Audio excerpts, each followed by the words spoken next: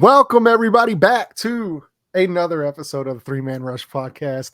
I'm your host Landon Oliver here with my two co-hosts Andrew Scott and Big Jared Holly down there. What's going on, fellas? Not much. Well, we are week one. Yeah, we are through week one. It was good to have football back. That's all I'll say about week one. There was a lot of bad football played. It was really weird. Just overall, like some of the games are really sloppy, but some of the games are really good too. Like I believe this was the most 3-point within 3-point games that they've ever had in a week one. So many games were really close and they came down to the wire. So that was always cool to see. A lot of kickers missing kicks. A lot of game-winning kicks that didn't go through. Yeah, not only like am I talking from experience, but I mean just overall, like it was not a good week for kickers. Just further reminder that as we do in fantasy football, kickers suck. They should be abolished from football. The crazy thing is you had a lot of missed field goals, and then you had people out there kicking them out of stadiums, like all in the same week. Like there was people just booming 60-yard field goals like they were nothing. Well, the guy who did not was the Denver. He did not hit a 60-yard fielder. No, he had the distance, but it just wasn't where it needed to be. Denver, Broncos country, wide right. Yeah, man. It was. I'm just glad to have football back, man, and I'm excited now. Hopefully, some of these kinks get worked out from some of the team. We will have a better product of football being put on the field. I mean. And that's to be expected. Week one is always the weird week. It's always like Drew said earlier. It was like preseason week 4. Preseason week 4. So starters. So week 2 is really week 1. Now that these guys have got some game reps and stuff, so I'm excited to see what's going to happen. But that being said, if you did join us last week, we want to say thank you as well. We it's been a fun ride up to this point, and we're just getting started. So we're really excited now that football is in full session. We're going to have a game here in a couple nights, which is going to be an unbelievable game. Excited. Game of the week on a Thursday night. Who would have thought? Mm-hmm. Amazon, they dropped the bag, so there's no more. Normally this night game. Yeah, normally this would be the Jets Browns game. Coming on, but Amazon dropped the money and said no more of that. You're gonna have to give us some good matchups. Yeah, I love it. I can't wait. So if you joined us last week, we did our week 1 picks. Some we got right, some we got wrong. Some we got right and wrong. I guess technically, is that what a tie is? Are we right or were we wrong? I don't know. I mean, we were right, we were wrong, we were right and wrong. So I mean, man, it's. I don't even remember how I finished the week.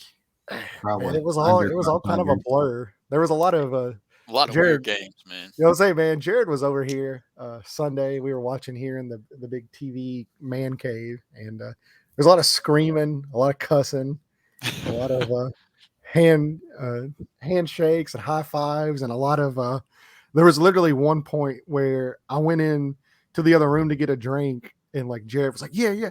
No, dude, I came back and I'm like, what happened? The life of a football fan right there. No, like he was just screaming no, and I was like, oh boy, something happened.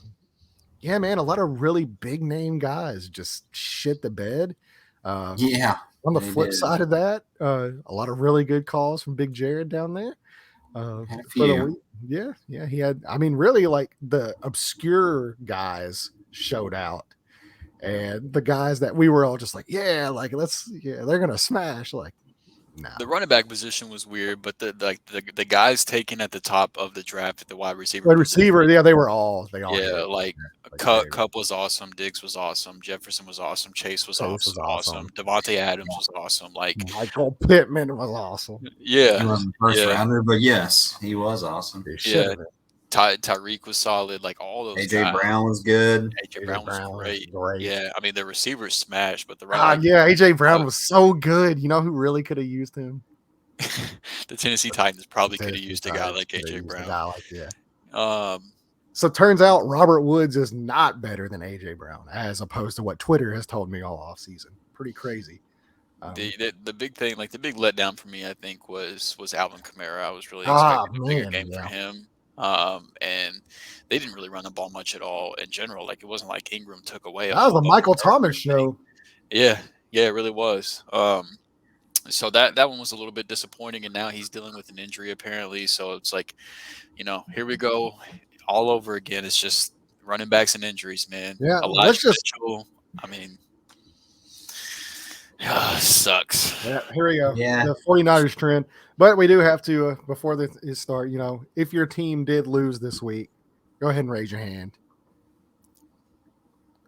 If your team won this week, go ahead and raise your hand.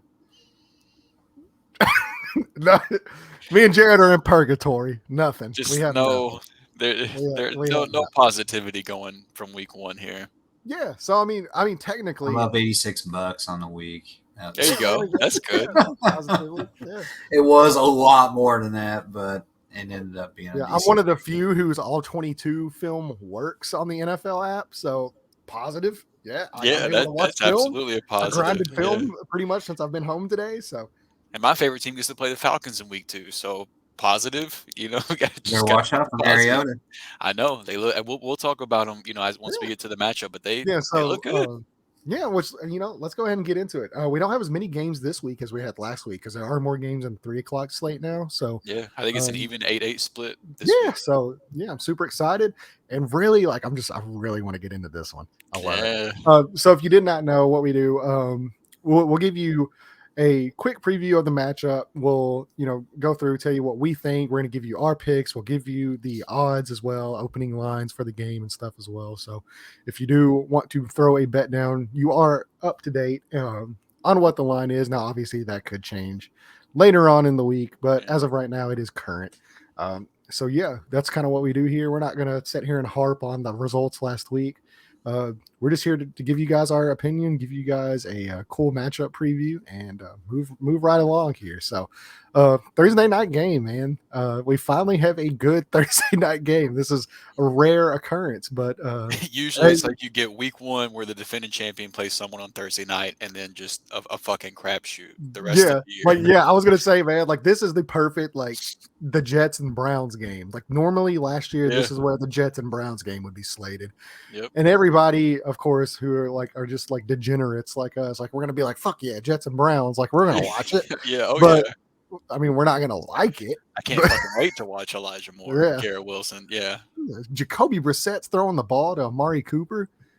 Donovan Peoples-Jones, baby, let's go. Yeah, we're not, we're nerds, but it's all right though. Yeah, it is what it is. But like I said, this week we got a good matchup, man. We get the Los Angeles Chargers at the Kansas City Chiefs. And they both these teams look good. So good, man. Turns out that Tyreek Hill was not the death blow that no, the Chiefs look just fine. Yeah, I'm sure they're going to be okay. Unless you're, a PFF guy, then Patrick Mahomes, who had a 71 back or some shit. He had he was barely above average. Turns out Mahomes is still really fucking good. So imagine that. We can put that to bed. That offseason narrative can go down a hill. I'm just sad that we're not going to get Keenan Allen, man. I hate that we're not going to get the Chargers offense at full strength in this game. It sucks because this is going to be a really fun game, but the Chargers offense just can't operate in the same way without Keenan Allen. Like Josh Palmer is a good receiver in his own right. He's been really good without Keenan Allen too. I know I sent you guys some Keenan Allen splits there with Josh Palmer, whether he's in and out and stuff. And he's a playmaker. He'll find a way to make plays, but just you can't. You gotta hope Mike Williams shows up this week. Yeah, he's definitely gonna have to play a bigger role, and I would think Austin Eckler will get more involved. He had a surprising, down week 1, and it wasn't even like there were other guys in the running back room that were super productive or anything. It was just kind of a weird week back there. Sony Michel got some run. Yeah, which that's to be expected, man. Like as soon as he got cut, they brought him in, and they've been looking for somebody to take some work away from Eckler for years now, and it just the Josh Kellys and Larry Roundtrees of the world just haven't been able to cut it. It's just the reality of it. And they drafted Isaiah Spiller. Maybe he's the guy, but Sony Michel's been effective pretty much everywhere he's went. So it made sense why they grabbed him, and it made sense why they used him the way they did. But yeah, it's just I think this is going to be a fucking awesome game, but it would just be that much better if Keenan was going to be on the field. So that's tough, man. But I'm still super excited to watch this game. Man. And so let's get in here to the line. So the Chiefs are 3.5-point favorites, which means they are favored to win by more than 3.5 points, or the Chargers will cover. The money line here, what we've got so far, and like I said, this is very subjective to change, but right now we do have the Chargers at plus 170 and the Chiefs at minus 227. So the kind of goes into the Chiefs are slight favorites in this game. It is at home at Arrowhead as well. The over under for points is 54.5. I might take the over on this one. I don't know if you guys saw both quarterbacks were just unbelievable this week, awesome. Man. They looked so good. It's so exciting to see. Khalil Mack just absolutely took over that game. Turns out he is also still good at football. Who knew? He was a monster. If only some people on a certain show tried to tell you that Khalil Mack was still going to be very good and remind everybody how good he was. Maybe you could have seen something like this coming. Well, to be fair, I wasn't fully sold, and I'm still. I mean, because it's week one, like health has always been his issue. Yeah. But whenever he is healthy, he is still very good. Very good. Yeah. So yeah, man. Like and J.C. Jackson wasn't playing either. So and it showed too with them trying to cover Devontae Adams. Man, he made that secondary look bad. Which, granted, Devontae Adams is one of. Yeah, Devontae Adams probably makes every secondary look bad. Yeah, he does. He does. But certainly, the Chargers would have been a lot better off if they had J.C. Jackson out there. Yeah, you're never going to get worse with a guy like that. No, certainly not. But it was Adams looked incredible, man. 17 targets. Yeah. Derek Carr has always been one of those guys where he will find somebody and just hyper target the shit out of him. And who better than his, college best friend that they just brought over and paid a boatload of money to. So, and he did not look good, like overall, like for an overall game. Like Derek Carr did not. Yeah, Derek Carr did not look good. I agree. Devontae still got his. So he certainly did. So let's get in here. The Chargers, the Chiefs.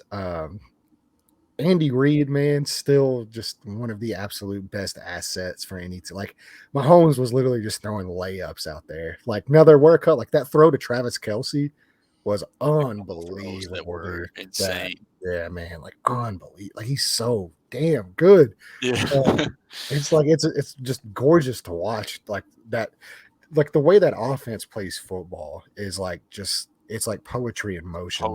Poetry is the exact word I was going to use. Man, these guys are like they execute at such a high level. These guys are like wide open, and even when they're not wide open, like Mahomes will throw them. Mahomes will throw them like you cannot walk the ball and hand it to somebody better than Patrick Mahomes throws it from 40 yards away with three guys in his face. Like it's just the kid's unbelievable, man. You knew that game was over on Sunday after the first drive. I mean, to be fair, we knew that game was over whenever we were making we did our preview show. Yeah, I called a blowout earlier in that. You did, and you were spot on. Yeah, but man, that first drive, they ran beautiful, and then Mahomes was lighting it up. I don't think they're going to miss a beat all year, man. I'm with you. I think losing Tyreek Hill, I don't think you're a better team. Underrated aspect of that team, too, how dominant that defensive line was. And I don't know if all that's the Raiders' offensive line because it's definitely part of it. Yeah, we've talked about how bad that offensive line was going to be this year, and it definitely showed. But, man, the Chiefs' defensive line really showed up. I believe they had 3 of the top 4 guys in pressure. Quarterback pressures this you week. Mean Arizona's offensive line was really bad, right? Yeah, Arizona. Okay. My bad. But no, you're good. I knew the original point still stands because Arizona's offensive line is suspect too. Arizona's offensive line was not good, and to the point, like I said with Khalil Mack, that doesn't excuse the Raiders' offensive line either. Both y'all's offensive lines were shit. So don't think because I messed up, you get a pass either. We don't give out passes on this show, unless you're a Colts. We will give a pass out. But, I got the rest of the community. I'll handle that. No, trust me, it ain't gonna be worse than what I gotta say. I think another storyline to watch with this one is it sounds like Trent McDuffie might have to miss. He got a little banged up in that Arizona game, and that whenever he was out there, that dude did not look like a rookie at all. Like Trent McDuffie looks really good, and he would be a huge part of slowing down Herbert and those pass catchers if he is able to play. I don't know what the situation is with that exactly, but that's that would just be another check in the box for taking the over if McDuffie doesn't play. Well, McDuffie doesn't play. Keenan Allen doesn't play. Maybe I'm not sure it's out. Yeah, like I'm sure it's obviously it's not quite the same caliber of guy missing games, but right. It could even out a little bit. So let's go ahead and make our pick here. I'm excited for this game. I want to see what you guys think. I'll start with Jared down there. He's been a little quiet. Jared, why don't you pipe up? Tell us what you got. Yeah, the real winner is Amazon Prime because their membership is Jeff Bezos. They absolutely get a dub. Yeah, congratulations, guys. Yeah, all the viewerships are going to send that dude into space again. Yeah. Buy him another. Yeah. Congrats to Amazon. Man, it's a tough call. So tough. I'm gonna go with the Chargers. I think the Chargers. The one thing that they are able to do a little bit better in Kansas City is I think they are able to stop the run. I think both offenses are definitely going to click, and they were on display in Week 1. Well, let's face it, both of them did play bad defenses too. Like they looked amazing, but both defenses are bad. I like the Chargers defense a little bit more than the Chiefs. I think both offenses are great. It's a coin toss on the offense, but the edge goes to the defense with Chargers, and that's why I'm picking them. Yeah, for me, man, like I'll let Drew go last because I'm curious to his take. But man, this is so hard for me because I do agree with your point, Jared. Like I do like the Chargers defense a little better, like in overall talent, and in high end talent. But just what I saw out of Andy Reid, what I saw out of the Chiefs the other day, like I mean, it's so hard to pick against a team like that. And Mahomes was on another level. I'm curious to see how Staley is going to play them because I think if anybody can really look at a game plan of how they've been stopped in the past, I think Staley can really put a good game plan together for that. But right now, man, I'm going to take the Chiefs. I've got the Chiefs winning this game. It's at home. It's at Arrowhead. That environment, man, is going to be just absolutely electric. So yeah, man, I'm going to go with the Chiefs here. Yeah, I mean the Chargers have coming into Arrowhead and taken some games in the past before too. So it wouldn't shock me if they did. And I do agree that I think it's like Jared said, I really do think it's a coin flip. These are the two teams I had finishing at the top of this division, and I basically expected them to split games between each other. I'm just I'm going to give the whole team the nod on this one and pick Kansas City. Assuming both these teams are healthy, whenever they match up again later in LA, I'll probably take the Chargers. But it's just in a game like this where I think offense is going to be extremely important. I would rather my team be missing a rookie corner than one of the best route runners in the NFL. So I'm going to with the Chargers missing Keenan Allen, I think that's enough for me to swing toward Kansas City. But it's going to be a close game, and there's 3 games I have circled that I'm not going to miss this week, and this is one of them. Yeah, I will definitely be tuned in. This is going to be such a good game. All right, so now let's get into our next matchup. It's going to be the 12 o'clock slate we're going to be covering here on Sunday or 1 p.m., depending on where you're at. If you're on the East Coast. Maybe 10 a.m. Maybe 10 a.m. Lucky motherfuckers. Wake up at 10 a.m. and watch football. All right, man. So let's get into this. So right now we have the Patriots and Steelers. This game, man. So right now the Patriots are favorites at minus 125 and minus 2 is the cover, as well as a 40.5 point over under. I'm going to take the under on this. Yeah, this game sucks. Yeah, like this is going to be a rough game. I will say, man, like the Steelers, they just for whatever reason, like they're so well coached, man. Like Tomlin, man. Like Tomlin. Yeah. And see on the other sideline, Bill Belichick. Belichick. So I mean, like, probably the two best pure head coaches in Yeah. football right now. So yeah, man, it's going to be a really good chess match. I don't think it's going to be really high quality football, especially now that TJ Watt is out as well. Mac Jones got a little banged up. Najee Harris is dealing with Najee's hurt. Yeah, like, man, this is not going to be a fun game. It used to be. Even if everybody was healthy, this wouldn't be like an extremely fun Yeah, exactly. game. Which is so weird because, like, whenever we were in like high school and teenagers, the Steelers and Patriots and Steelers was can't miss TV. Yeah, man, this was Sunday night game material, and now it's just like, okay, well, like, which games am I going to watch over this one? Because I'm not going to watch this game. Yeah, like, this is rough, but yeah, man, like I said, the Steelers looked really good, but TJ Watt's out. Like, that's a huge loss. Steelers secondary is fantastic. Fitzpatrick's unreal. He's so good, man. Yeah, man. Like, I do. Like, I worry about the Patriots this year.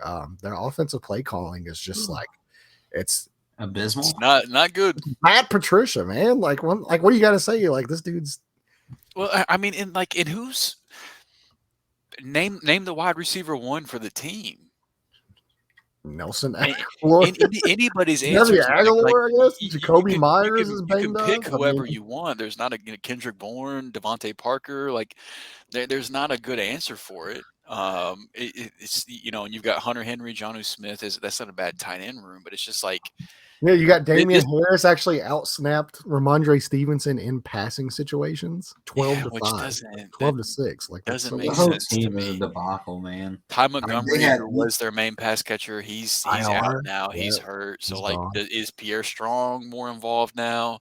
I mean, it's just this was an offense that you could, like, the struggles, you could see them coming this offseason. It wasn't, like, to me at least, it wasn't a huge surprise that they struggled. But do you guys feel it's Belichick who he just thinks he's smarter than everybody putting this roster together, basically? Like, hey, look, put Matt Patricia, offensive coordinator, and I don't know if it's like him thinking he's smarter than everybody. Like, I don't think it's like that type of thing. I mean, like, whenever it comes to the defensive side of the ball, he pretty much is smarter than everybody. I've always been of the opinion that I felt like Belichick got too much credit for the offensive side of the ball. Not that he doesn't have his hand in it. Not that he knows more about the offensive side of the football than I will ever know in my entire lifetime. I could spend the rest of my life studying football and still not know as much as he knows. So, I want to get that very clear. Bill Belichick's the greatest coach of all time. But I've always felt like he got a little bit too much credit during the Tom Brady era. But I was always very pro player, Brady is an assistant quarterback. I was always on that side of the debate. So, it's not really. It's not got a ton of credit. Well, I mean, like, I think that's like both. Like, I don't think either one of them's wrong. I think early on Brady was absolutely a system quarterback. Like. Oh, like his second year, whenever they won that first Super Bowl, and not even the first 3 rings. Like, he was. I I don't completely agree with that. Once they got a couple of, but that's a whole other debate. But yeah, like that. Yeah, we don't want to get into that one. No, that would need its own 3 hours. Me and Drew been talking about that for fucking 10 years now. So, but like I think that this is going to be, to Landon's point. If you're a betting man, I would be taking the under. I think it's going to be a pretty low scoring game. Not because the defenses will be great. Well, my question is, like, Belichick is famous for taking away your best option, right? So for the Steelers, if Najee misses the game, is like, if they erase Deontay Johnson, which, like, to me, if you take Najee away, that's the clear. Like, Deontay Johnson might be the number one option to take away, even if Najee's healthy, with how good he looked last week. But if they don't have Najee and Belichick takes away Deontay Johnson, this offense, from what I saw outside of Deontay, I will say Freiermuth looks pretty decent. Like, he didn't look bad. I think he had like 10 targets too. So he led the team in yards and receptions. But man, Deontay made some catches. It was just beautiful. Like, he's so good. I don't know if you guys he's the most underrated wide receiver in football. I don't know if you guys caught it, but you know who led the Steelers in rushing yards on Sunday? Mitch Trubisky. Chase Claypool. Claypool. And I think Chase Claypool is going to be utilized quite a bit like that. He's playing that. They've got him in that big slot role. And it like he didn't have a lot going on in terms, like he had a decent amount of receptions, but he didn't have a lot of yards. But he's one of those guys to where you get the ball in his hands in the enough, he's Juju gonna role. break something. But he's got a little bit more juice than Juju, in terms of burst. So you get the ball in his hands enough and let him make some plays, he'll break something off. Yeah. He's later in the week, but I kind of got him as a sneaky, all right, guys, very sneaky DFS pick. Yeah, well, hey, let's go ahead and pick this game. I'm ready to move on to a better matchup here. Let's go ahead and pick this game. We started with Jared last time. Drew, I'll kick it off with you. I'm going to take the Steelers because I don't want to pick the Patriots, and this is kind of a toss-up to where I don't like either team in this game too much. But the Steelers proved me wrong in week 1, so I'll take them here in week 2. Jared? Mike Tomlin's a better head coach. I'm taking Mike Tomlin. The Steelers. Ooh, that's spicy. Currently a better head coach, not overall career. That was a spicy way to make your pick, though. Yeah, he's a better head coach at this point, at this very moment. I ain't mad at it. Hey, it is what it is. Make a clean sweep for the Steelers, man. I'm picking against my boy. 2 New England Patriots. Picking against my boy, not because of him. It's kind of a weird thing. All right, let's get into. I said better game, but then again, this is absolutely a better game. Yeah, absolutely. This is you got totally dynamic running backs here. This game has Saquon Barkley in it, so and Christian McCaffrey. Yeah, absolutely. Yeah, so we get the Panthers and the Giants, man. How about the motherfucking New York Giants, man? Brian Daboll had to put his nuts in a wheelbarrow to get him out the stadium. Not only this, all right. So I actually made a post about this earlier in a group that I'm in. We were talking, just football and stuff, how stuff ended this week.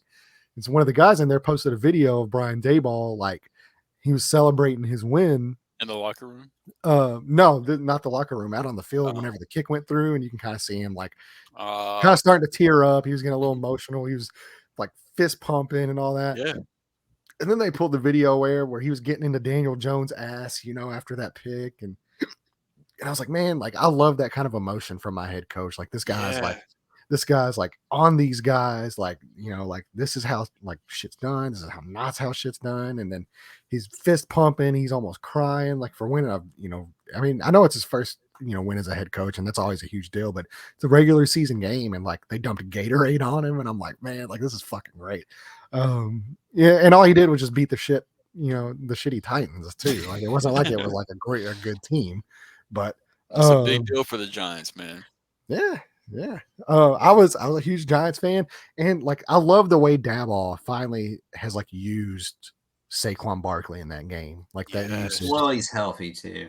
Well, I mean, he's healthy, but not only that, but like they didn't do that even last year. Like they were running that guy into just brick walls. Like they didn't get him out in space. They didn't get him the ball. No, the offense is so much more creative. Yeah, dude, it was so much. And even Daniel Jones, man, like outside of really the one throw, the interception there in the end zone, like he was really crisp. Like he looked really good. It makes you wonder what Brian Daboll could do with a real quarterback, a la. Yeah, exactly. I was going to say now, I mean, like Daniel Jones, it's always been about consistency with him too. So, I mean, we'll see if week 2 plays a role in that. But yeah, man, like it was really cool. And it was almost kind of the exact opposite on the other side, because Matt Rule, once again, seemed to get in his own way. It's like he can't fucking help it, man. Like you have Christian McCaffrey. They're not using him correctly. Like they're kind of running him into like a brick wall. And then, and he still made plays, and he's still, still got a touchdown. This guy he will either get 100 yards or a touchdown despite whatever else is going on. I believe every game he's played in since like 2019, which to be fair, it's only like 6 games. But that being said, he's either has 100 yards or a touchdown. Like either like he's good for one of those. Most of the time he's good for both of those because he's just such a dynamic player. But yeah, man, like he might have finally met his match in Matt Rule. He might have finally met his match. Like if anybody can slow him down, it might just. I'll tell you what, and like they did. So the Giants did this too. Like let's not forget the Giants did this with both their 3rd and 4th string pass rushers, because you had Azeez Ojulari and Kayvon Thibodeau not out there for this game. So they get these guys back. Ojulari, obviously I wasn't a huge fan of him, but he is a good pass He can rusher. get after the quarterback. It was everything else that I kind of had questions about. Yeah, And there still Kayvon are those Thibodeau, questions. But Andrew Thomas as a left tackle was dominant, man. Like he looked so good. That line in general looked so much better than it has. And they spent the resources on it this offseason. It's paying dividends early for them. The weapons were kind of a weird like usage, like I don't understand the Kadarius Toney I didn't know usage. I didn't understand Kadarius Toney, but who knows? It's early. Like I know he kind of made a point to say He I said don't know they if had it was like today or something like that. packages. Yeah, but I know they said too like something about like they want to get him more involved next week. So Yeah, I was gonna say like how are you drawing up plays for your offense and you've got 2 packages for Kadarius Toney? And Yeah, like he's by far their best wide receiver too. yeah, if you It's take not out even if a you take out debate. the Saquon plays, he had the 2 biggest big plays, plays of the offense and the 2 touches he got, so Yeah. and like now Wan'Dale Robinson hurt his knee in week 1, and I don't know how serious that is, but I understand that and I'm a big Wan'Dale fan. That was I always understand. my biggest concern with him was just the size. Like, is he going to be able to withstand the punishment? Yeah, and I understand that Wan'Dale was the guy that Daboll picked and stuff, but if he's out, if he's hurt, like how do you not manufacture more touches for Toney moving I forward? think that's going to play a role this week. And I think there's more to the Tony thing than what they're letting on, man. I don't. Apparently he was sitting at the end of the bench by himself. Yeah, and exactly. It's well, either there's been he's rumors still about hurt- him getting traded even this offseason. Like, Well, he may still be a little banged up too. I mean, we'll see what happens. He could be, but man, he looked good whenever he had the ball in his hands, though. So it's like I don't He know, looked like the second most electrifying player out there outside of Barkley. In sports entertainment, the most electrifying player in sports entertainment. How about Robbie? How about Robbie Anderson? After please don't trade for Baker. Like he said it was. It was happening the other day, and Jared was like, he got up, like he's like, oh, like who caught that? It was like he goes Robbie fucking Anderson. Yeah, Robbie Anderson, man. Like, that helps nobody. Leading pass catcher for the Carolina Panthers. Who he needs only DJ had one Moore? big. I mean, he had the one. Yeah, he had the huge play, man. He got behind. I think he still led the receiving room in targets too, though, right? I don't know. Carolina might have DJ Moore. I'm pretty sure he did. But Matt Rule coached himself into a loss on Sunday, which is why, spoiler alert, I will be taking the New York Giants in this game. And I was going to say that. So right now the Giants are 2.5-point favorites, and because they're winning. Yep, and they're a minus 149 favorites to win. So the Giants, in betting terms, basically, that's like you bet $10, you win like 16 and some change. So it's not like huge, favorites or anything like that. But that crowd's gonna be hyped too. Yeah, I'm also like I'm with you guys. I'm gonna take the New York Giants in this. New York Football Giants, baby. Brian Daboll. I love what I saw out of the usage of Saquon. Loved what I saw from the offensive line, even from Daniel Jones. I really liked some of the decisions he made. I don't think this is going to be very hard. And somehow, like weirdly, Matt Rule was not the worst coaching performance of the week, but he has another shot at it this week. So let's see if he can make that happen. I think there's a good chance. So we going Giants clean sweep in this? What you got, Jared? I got the Giants. Yeah, Giants clean sweep. I like it. Put it on. One more thing too. Carolina's offensive line looked terrible. Yeah, I thought they would be really better. bad. I thought they would be better. I really did. I was surprised by that. Now we get to the real Thursday night game of the week. And that here is the Jets and the Browns. Man. I'll let y'all talk about this while I get a refill. This one sucks. Yeah, so right now Browns are minus 278 favorites to win. Point spread is at minus 6, and the over/under is 40 points. Man, like this game's gonna go. Drew really did leave. That's hilarious. I don't blame him. I want no part of this game either, but for the sake of the show, we got to bring it to you. X gonna give it to you. Rest in peace, DMX. Man, like this game's gonna fucking suck. Yeah, so man, the Browns, like they didn't really look particularly. Yeah, that's all they can really do. They didn't really look good. Jacoby didn't play bad. Like I don't think he played bad at all. He's just not. I mean, there's no I one just don't fears trust. Jacoby. I don't trust him. Like I mean, I'm a Colts fan. I watched him forever. Like I don't like. I don't trust it. They ran the ball good. They still got a good O line. The Jets are the Jets. They're still the Jets, man. Like no matter Garrett what. Wilson looked good.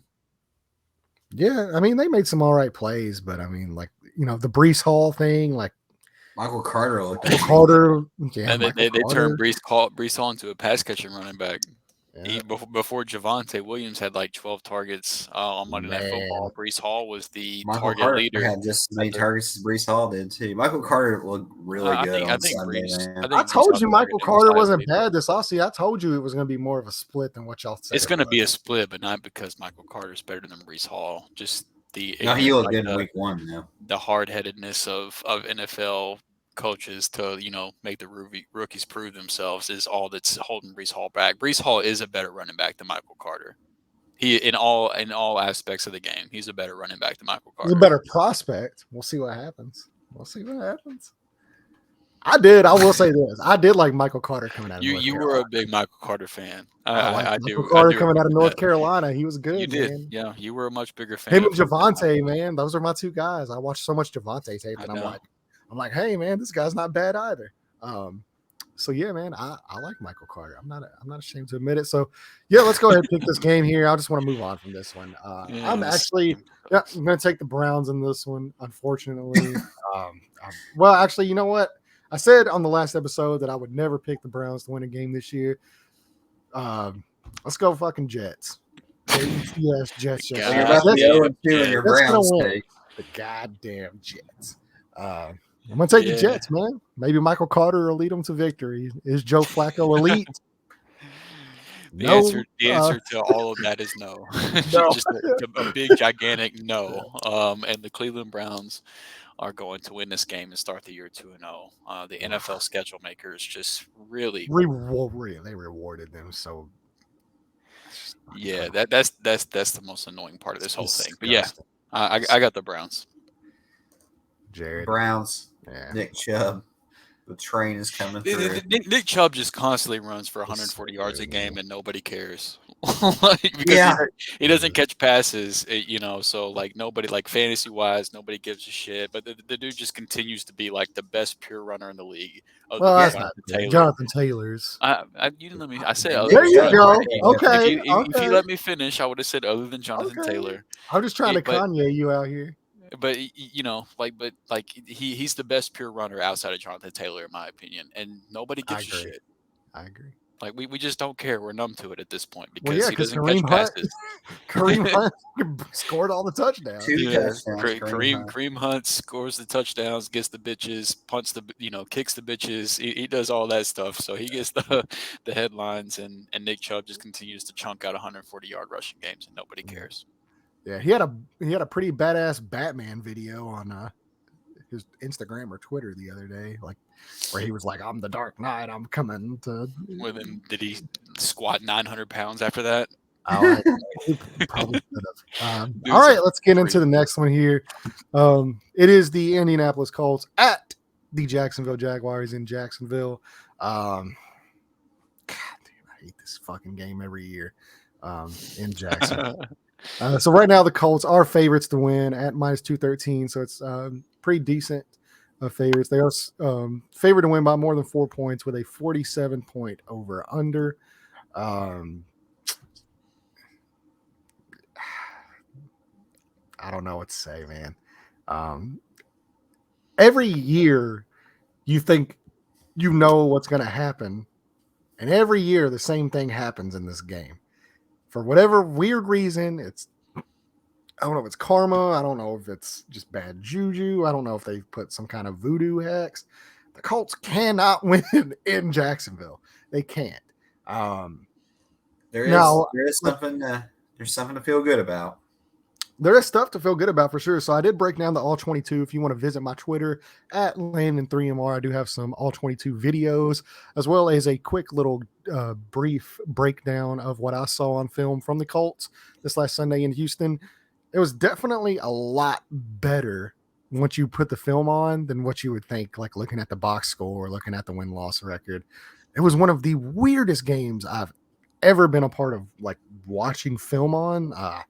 They did everything they could to beat themselves, which they tend to do early on in the season, every year, whether it's starting 1-4, whether it's starting 1-5, and winning double-digit games, or they haven't won a week 1 game in almost 10 years now. They still didn't win a week 1 game. They didn't lose a week 1 game. I'll say this: we broke that. We didn't lose in week 1, so there's a nice change.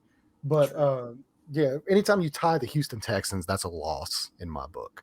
That's a loss. The real underlining factor here, Landon, and it's non X's and O's here, is my little brother is in town this weekend, and he's from Jacksonville, Florida. I know he's a huge Jaguars fan. Yeah. And as kids, we got to sit down and I got to watch Colts versus Jaguars games with him, and he'd go to bed by the end of the third quarter because the game got out of hand. So, because Ryan being in town, the Colts are a shoe-in this week to win. Okay, I'll take all the stuff I can get here, because I kind of feel the opposite. Whereas, like, as good as the film looked for me, and I mean, actually in the process before we hit record, I was actually watching the Jacksonville All 22 film, just breaking down, seeing what we had to kind of look forward to. And, it's week 1. It's never going to be the same, but kind of gives you a little indication of some of the things. And I was not really impressed at all with the Jaguars. It did not look good from there. And just some notes. I'll even pull up some notes here of what I have on the Jaguars on film that I was jotting down here. I put Washington got a ton of interior pressure. This should be a huge game for DeForest Buckner, and there should be plenty of cleanup opportunities for Yannick Ngakoue, because Lawrence likes to roll out to his left whenever he is under pressure, which was a lot in that game. And I think the Colts have a better interior defensive line than Washington does on paper. The Jags attacked the safeties consistently. Blackman and Cross will have to step up in coverage, but I think they're more talented than Washington's safeties. And Washington has some success there. Washington really gave them fits with quick passes and screens, so getting plays to playmakers in space should be a focus. Lawrence is still holding on to the ball way too long. The new scheme, so it could just be some growing pains with a new, offensive head coach and all that stuff. But there are some good opportunities for Indy to capitalize because of that. And also, the last point is Jahan Dotson is really good. That was he sure is. So yeah, Jared called that one. My victory lap here. Yeah. So so that was just some notes I made on Jacksonville while I was watching film. Obviously, I've got more. I've got to finish the end of the fourth quarter. But yeah, so the Colts, they dominated that Texans game. All through film, they had 570 yards of offense. They just marched up and down constantly. And every time they could, like, they would just shoot themselves in the foot, whether it was center quarterback exchange, leading to 3 fumbles in that game. Obviously, the play of Braden Smith was not really that great. He allowed a sack on the field goal. The kicker missing multiple field goals, or not multiple field goals, but, the big field goal, and then kicking it out of bounds, putting them at the 40-yard line multiple times, even including overtime and at the end of the game there. Blankenship. So he is no longer a Colt. If you are listening to this, he got cut today, so they brought in some more kickers, rightfully so. I mean, hey, it happens. It's a cold world. Yeah, man, you gotta. That's what sucks, man. It's the human element, because I really like the guy. Like him and his wife. Man. Well, man, they just bought a house in Indy. Like, shit. Yeah, I know, man. Like, it's brutal, but I mean, you're put in that position for results, and whenever you don't produce results, this even going back to last year, he cost us, in the Ravens game. He cost them in the Buffalo game in the playoffs, with Phillip Rivers. He's cost them in a few other games, and then he cost them again this Sunday. And it's never on just one guy, but whenever you're put in those positions where you can win the game or tie the game, or make correct play, I mean, you got to take advantage of it. And if you don't, they'll find somebody who will. It's unfortunate. So I do wish him the best. It sucks from a human element, but it always sucks from a human element. But you got to produce, man. That's the name of the game. So yeah, I do feel like the Colts are like most definitely, without question, the better team going into here. It's like with what I saw on film, the Colts should go in there and dominate this team. But it is in Jacksonville. They do not win in Jacksonville. It does not matter. Now, the best thing I can say about this is last year, if this team played that Houston game last year, that team would have folded. They're down 20-3 going into the fourth quarter. That team would have folded. This team, Matt Ryan led them back, played some awesome football in fourth quarter and overtime. They were fantastic. Jonathan Taylor is just unbelievable. Like, as good as you thought that guy was, if you looked at the film, like, I don't know how there's even a question that guy's the best running back. No, he's the best running back in football without a Like, doubt. I mean, like, it was just insane how great he was. Michael Pittman, dog. Like, he's gonna be, by the end of this season, that guy's gonna be a top 10 wide receiver in football. He's that good as a receiver. So they've got, man, there's no question they should go in and win this game. There should not be a question. That All being your said, points kind of lays out my concern, not really for this week necessarily, because I think even with these concerns they can handle Jacksonville. But like, Matt Ryan is what he is to me. He's an above average. He's not an MVP candidate, but he's an above average quarterback. no, he was really good. Yeah, to me, he's still an above average quarterback. You know, he's not like MVP type shit, but he's an above average. No, because your MVPs now are just like god tier level. Like, this is unbelievable watching these guys. The MVP race this year. Josh Allen. Well, I made a post the other day during, like, it was actually after the game. So I was watching the Kansas City game, and I think I had the Chargers game on too. And I made some Colts fans a little angry. They didn't like what I had to say because they got on my post and had it. But I said, look, it doesn't matter who the Colts bring in at kicker. It doesn't matter who the Colts bring in as head coach or GM or anything else, until they get a young MVP level quarterback to compete with guys like Mahomes, Josh Allen, and Herbert. This team, they're not going to. It is what it is. Like, it is, like, unless you have that level. And they got so mad. They were like, well, they beat the Chiefs the last time they played with Jacoby Brissett. Well, they beat the Buffalo Bills by like 40 last year. And I'm like, man, like, I don't give a shit about last year. Like, yeah, that's great. And they can probably do it. Cares about the regular season. And they can do it in the regular season. Yeah, that's what I'm saying, man. But like, when push comes to shove, like and this was my point to like some of the guys on there, because like they were really angry. I said that. Which, I mean, yeah, it is what it is. I mean, truth fucking hurts. And like, you're talking to like probably one of the biggest Colts fans that even lives, and like, I'm making, but at the same time, man, like, the margin for error against those type of quarterbacks, whenever you have like what the Colts have right now, is like slim to like almost none. Mm-hmm. You have to play 100% perfect. You can't have a fumble. You can't kick the ball out of bounds and put them at the 40-yard line. The way that I look at the Colts, like, yeah, I mean, it's just no way. The way that I look at the Colts outside looking in is it like if this front office was looking to build a team in like the 80s. Or even the early 2000s. Drafting the killer left guard. You got the best running back in football. You've got Darius Leonard in the middle. Highest paid line in football. You've got all these best players at all at these positions that the NFL just doesn't fucking care about anymore. Like, it's like, not to, and that's not to take away from any of those players. They are incredible. Well, I would say Michael Pittman's that's the he's a boss. Yeah, he's a beast, and like, Stephon Gilmore, really fucking good. He was really good the other day. Like, yeah, I mean, he didn't have a lot to line up against, but he was good though. I'm not going to take it away from him. Like, and Brandon Cooks is a great receiver, but outside of covering Brandon Cooks, like, Nico Collins and those guys aren't that huge of a task for a guy of Gilmore's caliber. I think you just said the word there, Drew. Those guys, and that's what the Indianapolis Colts offense is. It's Michael Pittman, That's Jonathan my Taylor, concern. and those guys. That's There my is concern no one right else that there. stands out on that offense. Yeah, And I you agree. take away Alec Pierce didn't step up. Paris No. Campbell didn't step up. Kylan Granson Well, didn't they step they up. did. I will say they did in the fourth quarter. Paris Campbell made some really good plays in fourth quarter and overtime.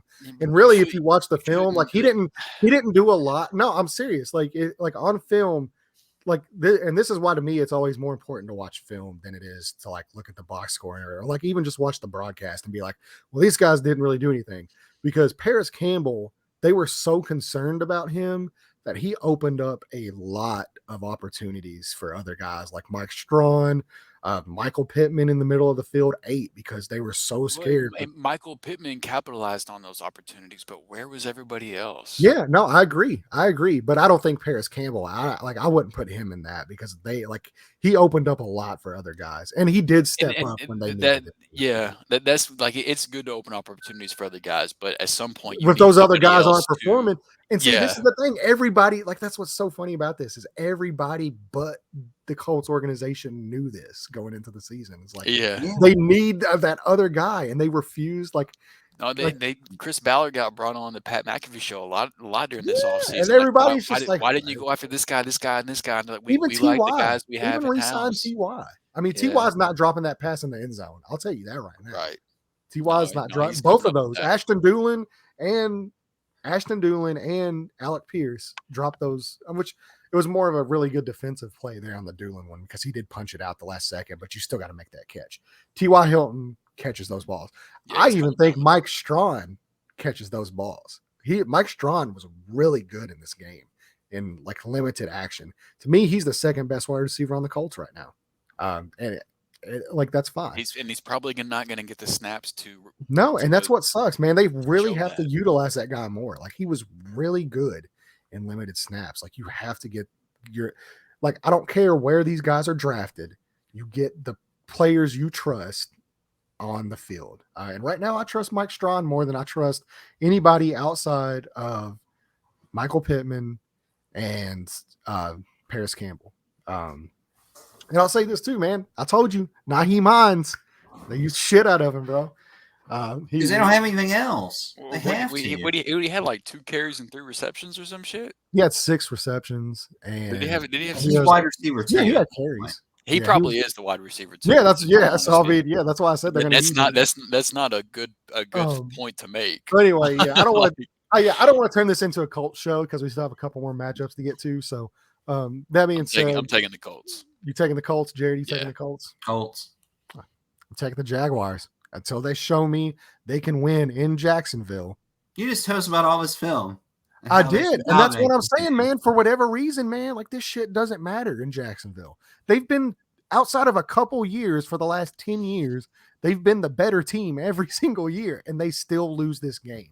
So until I see it with my own eyes, if they come out, they need to come out not sluggish, not like that. The 3 quarters in Houston was the biggest load of bullshit since, I mean, it might have been it should have just been 7 quarters against Jacksonville last year, because it's the same shit. And we heard all offseason, like, they're going to get to a better start. We're making a priority to start early. And they came out lethargic and they didn't give a shit. And I'll say this, though. Like I said, Matt Ryan, if this is that team last year, they fold in that game. Matt Ryan did not let that team fold. Michael Pittman did not let that team fold. Jonathan Taylor did not let that team fold. So I do have high hopes. But I'm taking the Jaguars in this game until they show me that they can win in Jacksonville. That's all. Side note, with what Jacksonville's secondary gave up to that entire Washington wide receiver core in week 1, Michael Pittman looked fucking nuts in week 2. So just absolutely. That dude's Michael Pittman. Dude, it makes no breakout sense. tour is going to continue in week 2. Yeah, no, this Colts, they should go into this. They should go in there and blow them out. Like, not even close. They should blow them out. I think they will. I really do. If they lose this game, that's my thing. It's like, I watched it on film. They are 100% without a doubt, clearly the better team. Yeah. But just like they were in Houston, they were 100% without a doubt the better team on film. Did it translate to winning football games? Nope. Did they lose? No. Did they win? That's the question. No, they didn't win. So until they show me that they can come out not lethargic, not with this bullshit like they do every single year, 1-5, 1-4. Let's claw our way back out. And to their credit, they usually do. They claw their way I back completely out. understand you taking But that so route, yeah, man. but I Yeah, think like they I'm not picking them to win in Jacksonville until they show me they can do it. And if they show me they I can think they do it, make you proud. I hope they do. I will be watching. I'm really excited I about think this, man. They Taylor look touched so his good on ball. film. Taylor What? touched his ball God, he's 35 so times in week dude. 2. He was so He fucking good, should man. touch the ball a minimum of 30 times a week. Like No, he shouldn't have I know to. as a Colts I fan you don't don't want want it. that, but until you guys get a more reliable wide receiver too, he's just too good. He They're needs not the gonna. ball. He needs the ball in his hands one way or It, another 30 it's times a gonna week. be a. It's And gonna be a Jonathan Taylor show in week 2. I know you like Naheem Hines, and I do, man. He's a good at dynamic weapon. he's good at what he does, but fuck that. Just give Jonathan Taylor Well, I 30 don't think they plus should have cut touches. Philip Lindsay, but that's just me. All right. Next game here, we have the Miami Dolphins at the Baltimore Ravens in Baltimore. Right now, Ravens are minus 182 favorites. This is going to be a really fun game as well. 44.5 is the over-under. Probably going to take the over in this one. Ravens are 3.5 point favorites to cover this game. So, yeah, man. I wasn't particularly impressed with Tua, but I thought he did enough, and I think that's all he has to do. I think this offense is really, really well ran. I was really impressed with the way Mike Daniels called that game. I thought he was really good as well.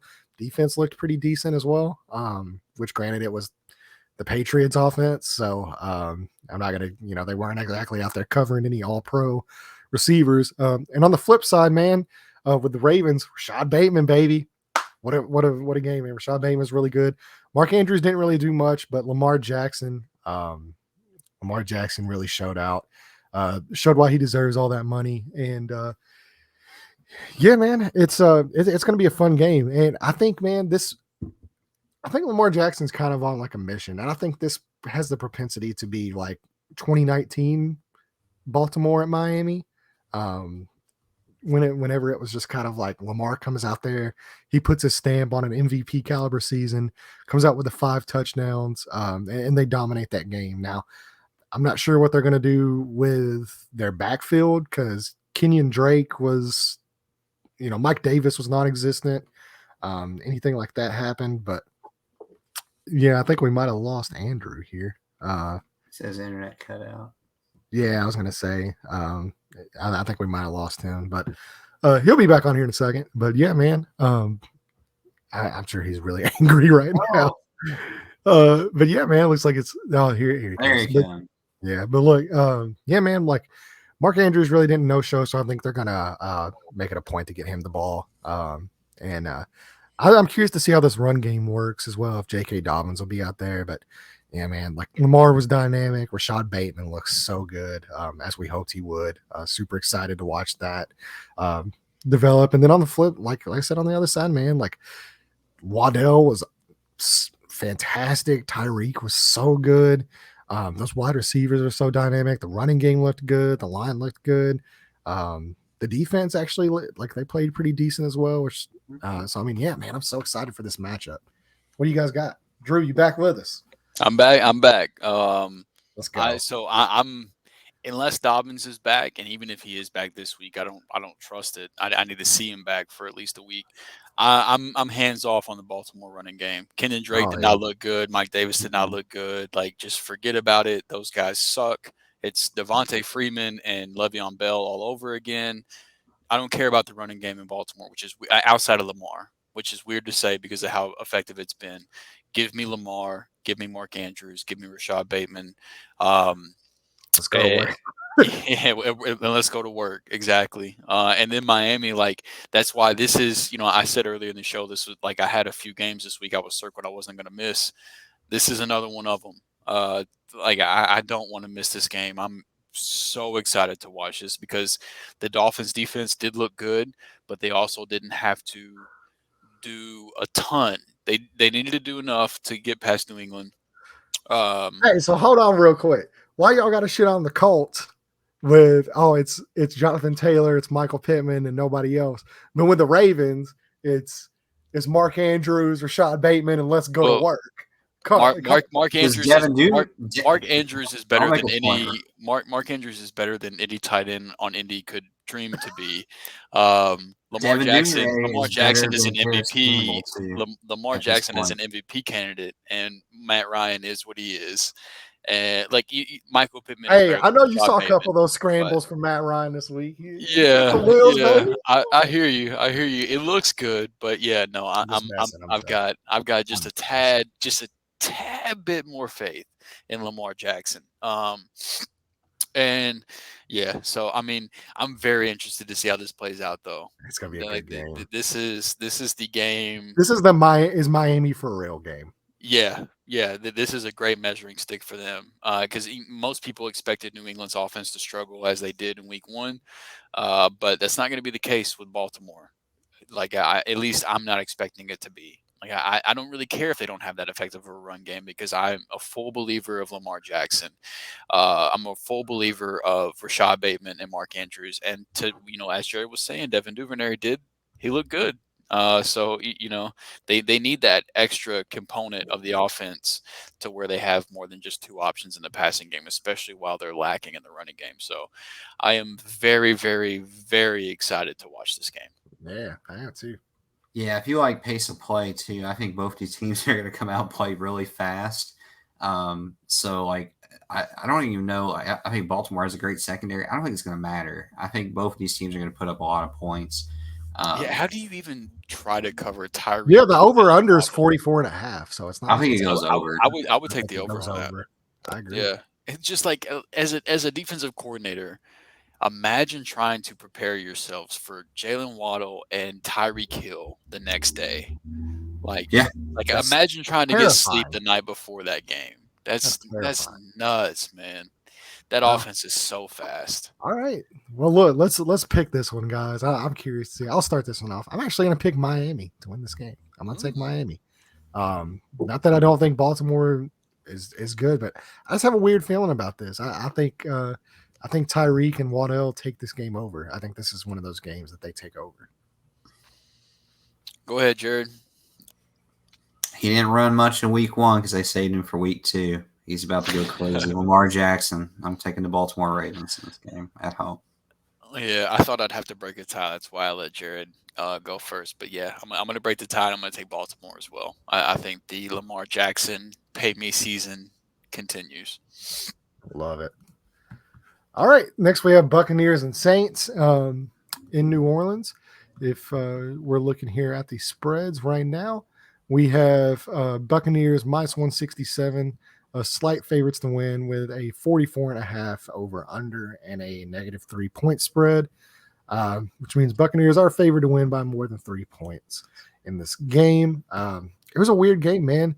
Tom Brady looked human. I don't know how much of that has to do with the offseason struggle and stuff like that, but he actually played worse yesterday than he did in all but 3 games last year.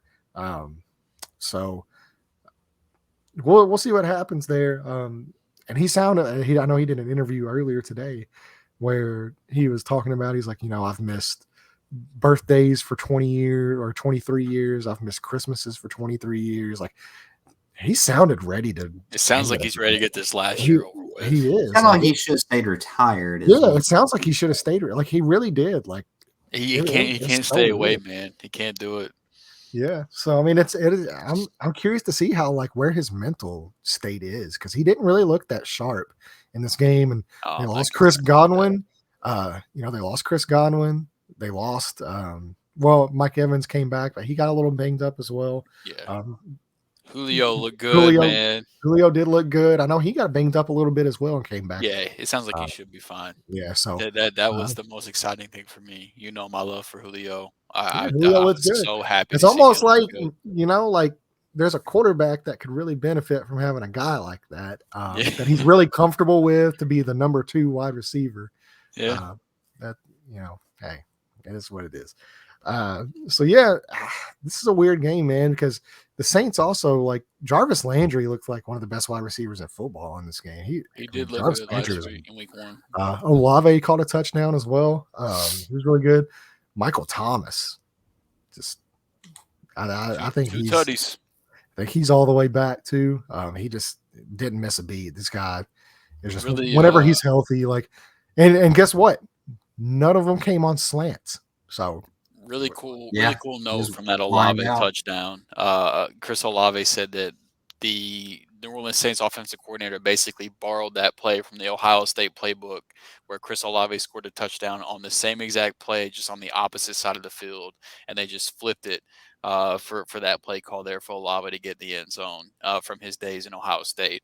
Thought that was pretty cool. And it's not really much of a surprise with the Saints with how much draft capital they gave up to put them in a position to grab Olave, that they would put him in positions like that to succeed. But I'm not overreacting to the Jarvis Landry week 1 just because I think with Olave, with the draft capital, with him looking so good week 1, I think it's going to be a thing where like Jarvis is up here right now, Olave's here. I think they start to go this way as the season goes on. But Jarvis does add a level of dependability to that offense for Jameis. But I know the Saints traditionally have kind of owned this matchup in the regular season.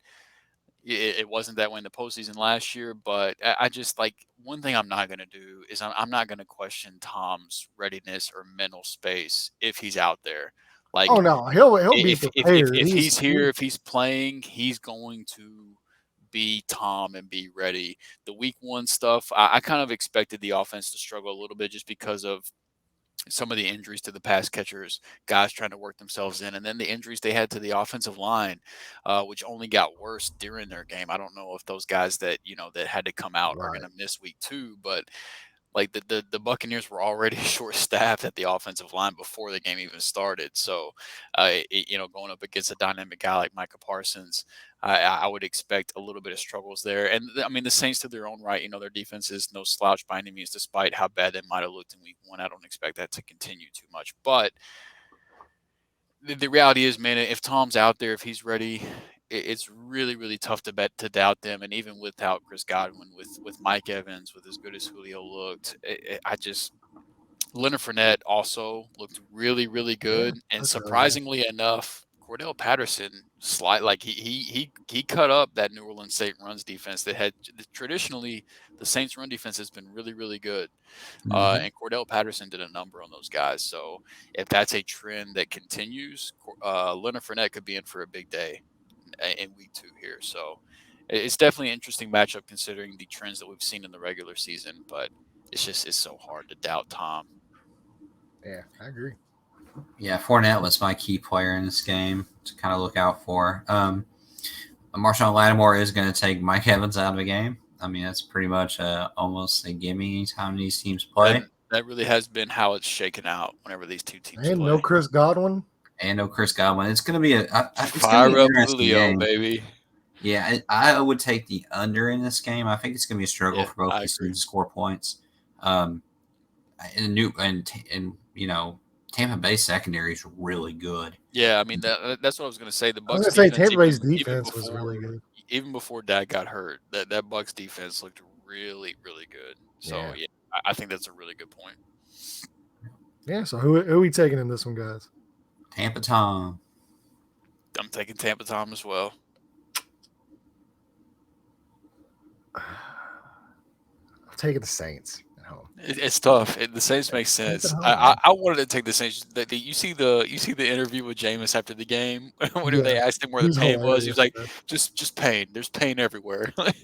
Hilarious, man. I love Jameis so much. I do too. All right, so that brings us to our last match of the 1 p.m., 12 p.m., 10 a.m., 11 a.m. slate, and that is the Commanders versus the Lions.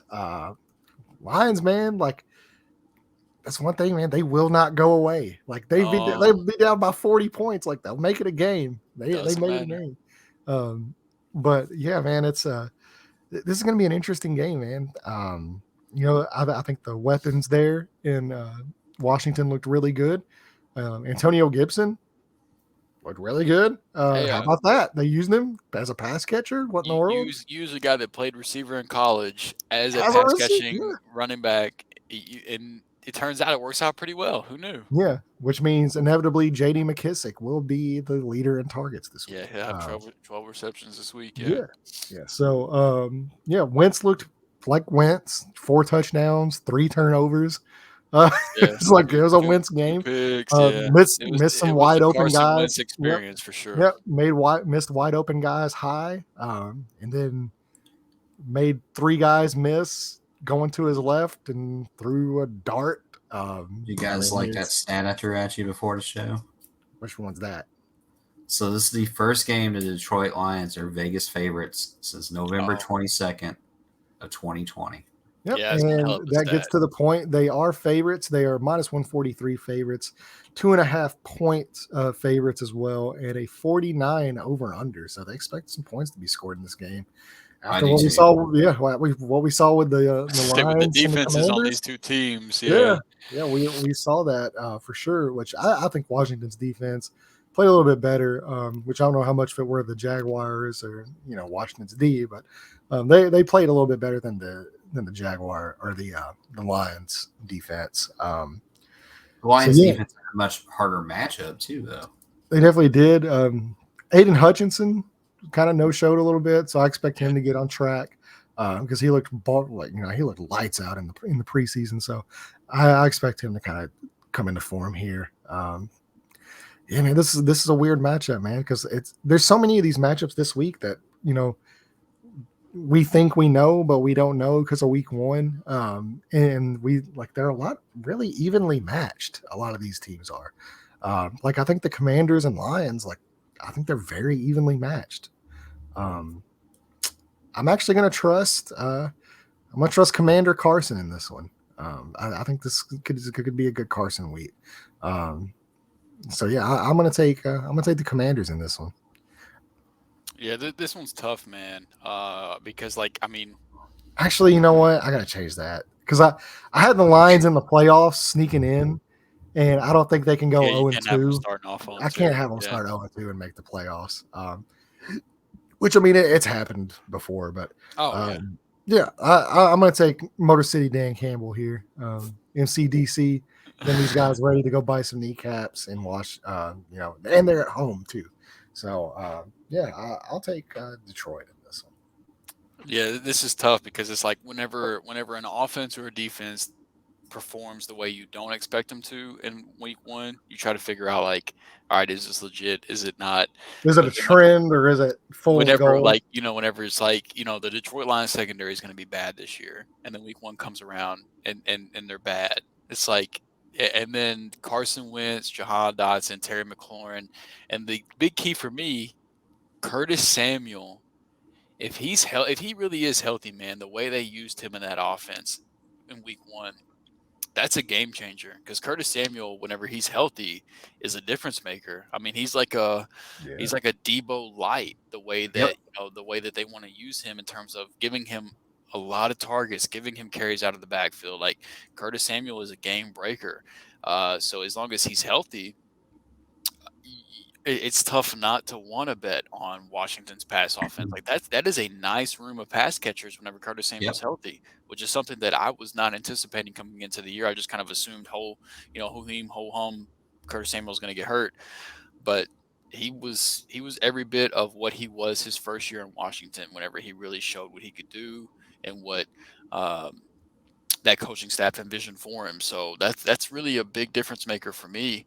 And I just, whenever I watch back the Detroit game from week 1, they did make it a game against Philly, but overall I just didn't think that Goff looked very good. Breaking news. I'm not a huge Goff fan, but the one thing I will say is I doubted Amon-Ra St. Brown in week 1. I told you, dude. 12 targets. If he gets 12 targets every week, there's no reason not to want to start him for fantasy. But I don't know, man. Washington's defense can be beat, so I'm not concerned about him. Well, DJ Chark also dropped a wide open touchdown. Yeah, but I'm not concerned. If you're starting him on wrong week 2 or anything, I'm not concerned with the matchup with Washington or anything. It's just more of until Williams gets off the IR and he comes back and starts affecting his wide receiver room, it seems like Goff is going to just hyper target Amon-Ra St. Brown. So regardless of the matchup, you're starting him. But How about DeAndre Swift? that He dude's stole so my good. he stole my thunder, He's man. so good. Swift. He is red zone touches, or like he's goal line touches away from being Running back one. what Christian McCaffrey was for fantasy, like that. And I Jamal mean, like, Williams eats, can't dude. you can't They're both you can't so you can't good. you can't fault the Lions for giving Yeah, Jamal they're Williams the both touches so they do. Like good. you see the way that Jamal Williams has guys bounce off of him in the red Yeah, zone. Like it makes sense why he gets the touches he does. absolutely. But He's then effective. He gets what it Swift done. does with those touches outside of that, like he's such a good running back, man. Yeah. Like Yeah, they have got they've got the perfect package with those two guys there. And the pass catchers are great. I have my doubts with Goff, and I have my doubts with Wentz too. So I mean, it's not like it's a clear favorite to me, and that makes sense why the Lions are favored. But it's funny this matchup for you, Golf versus Wentz, something that you've been the debating guy on the guy forever. that I wanted versus the guy The that guy my that team you got. drafted. I Yeah. know. And they I'm were gonna both wrong. You're right. The correct answer was neither. I'm gonna stick with my original answer. I'm gonna go with the Commanders here, but this one is not easy by any means. Boy, it's lonely here on this island. It's DeAndre Swift season, and I'm going with the Lions. I think that You mean crowd was. lonely? I picked the Lions. Oh, you did pick I'm the the lonely Lions. one over here. Oh, well, I'm with Landon. I picked the Lions. There you go. Treat me like think that Wilson crowd's- over here. That crowd got a taste of what it's like to almost win a game, and this week they get it done. Hey, they're I love hungry. Lions fans, man. They're hungry. Oh, Lions fans, if they've stuck it out through all this shit, man, they Yeah, deserve. I love They love everything. Jared Goff in Detroit. They do love Jared him. Goff's I a don't very think he's been lovable bad. person. I don't think he's been bad. No, He was he's not been good good. last week. He was not good last week, I don't but think he's a great person though. He's easy to root for. He's gonna do great things in the community. He's a good guy. Like he's easy to root studies for. film. The dude's just not that. That sounds fucking like me good talking at about throwing the Carson football. Wentz. Yeah, it's very similar. It's like Goff is just Great not dude. that good. Love him. I root for Carson Wentz to be successful Yeah. every week. Look, if I could don't have Jared want it- Goff, I don't if want could him have as my Jared Goff as my quarterback. team's backup quarterback, I'd be ecstatic. Oh, I yeah. love it. But it's just neither one of these teams have a starting quarterback for NFL standards. Like wanting to compete in the NFL. Jared Goff and Carson Wentz they were 1 and 2 in their draft class. Neither one of them are the answer. They're not it. It is what it is. Jameis and Mariota. It happens. I'm starting to think that the divide in the Luck and quarterbacks RG3. right now, though, is so far. Like everything is so far divided. Like maybe more than what it's ever been that I've. Yeah, watched. this is literally the Like- season, and I think that's why people got mad at me, because it's literally the haves and have-nots. You either have Justin Herbert or Patrick Mahomes or Josh Allen, or you don't.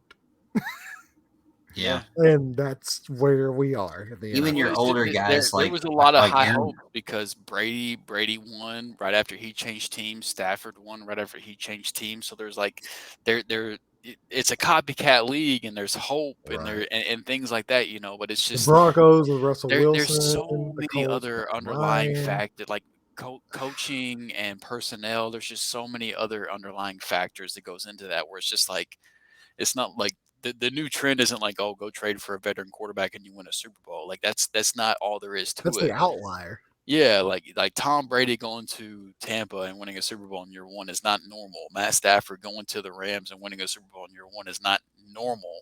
That's not the way we've seen teams win Super Bowls in the past. Well, I mean, if you're going by that logic, you can also go by the logic of let's host the Super Bowl this year, because that's what happens the last 2 years. Yeah, so Go put your bets on the Cardinals. Yep. No, not going to do that. I'm not going to do that either. Yeah. But yeah, man, like it's a weird, but I'm just glad we get to have these conversations again. Yeah, that's what I'm happy exactly. about. We have and it's real awesome, football and we get to react to.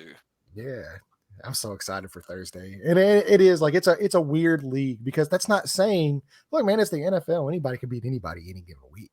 That's not saying that these teams can't be beat, because they will, they can, and they might neither one. There was no way the three of Jags them should might ever. not even make the playoffs. There was no reason the Jags should ever beat the Bills last year, but they did.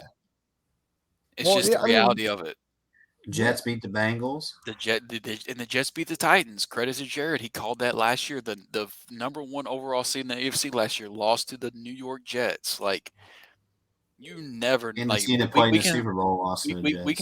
we can sit here and talk about. Well, they lost to the Giants too, so we can sit here and talk about what's going to happen and what we think is going to happen all day. Now they get to play the Bills. Who, the Titans? Yeah, they might as well stay in Tennessee.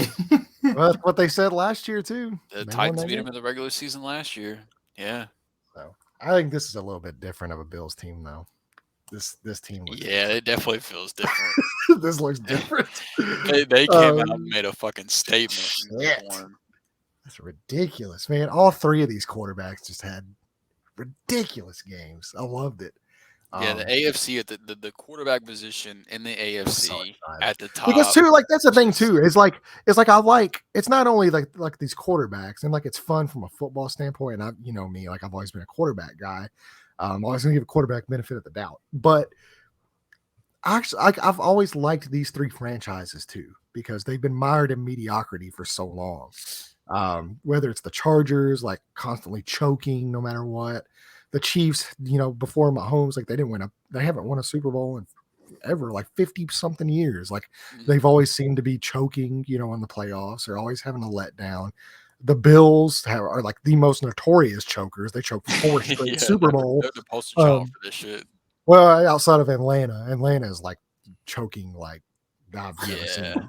And not just 28-3. Like, I mean, just going back every fucking week. It's just crazy. Like how many leads even this week, even week one, they did it this week. Yeah, they blew another lead. So I don't know, man.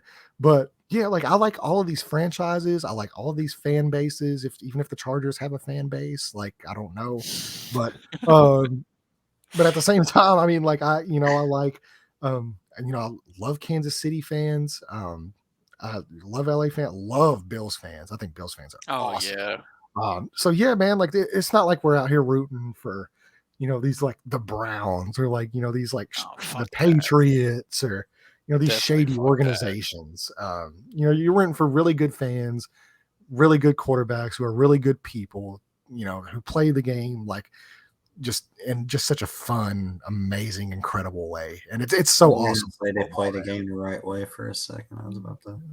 I was hoping they were going to hit us with that because I'm like, well, there's some fucking gym rats. They're the first one in. They're the last one out. Yeah.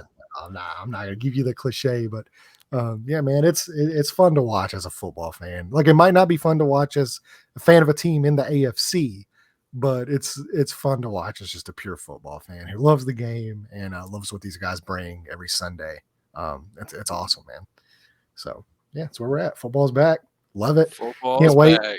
We will be back here tomorrow. You know, this episode will release tomorrow. We'll be dropping the new one with the late slate, including the 305s, 325s, Sunday night, both Monday night games. Can't wait to talk about one of the Monday night games for sure. Oh yeah. And we're gonna be excited about that. And then of course, if you're with us, you know, you followed along with us this last week. We had fun. I think one of our lineups did actually cash. So at least I had a lineup that cashed. I believe it was one that Jared put out. I have to go look. I mean, it wasn't huge, but hey, a win's a win. I'll take the money. You play Clyde? Did you play Clyde Edwards-Helaire? I did play Clyde. You probably want some money then. Yeah, I did. You played Clyde and Jahan Dodson. Really, you could have played any Chiefs running back because I think Pacheco scored also. You got a garbage time touchdown too. Yeah, that's true. Yeah, so yeah, man, it's exciting stuff. So follow along for that. Jared's dropping some more DFS knowledge as well as we'll throw some lineups out there, hopefully win some money. Another week delayed on becoming millionaires, but it's inevitable. It will happen, boys. Just got to keep plugging away. Keep the faith. Keep the faith. So, all right, well, we'll see you here in a couple of days with week 2 late game slate. And, hey, more power to you. Let's get some football going on.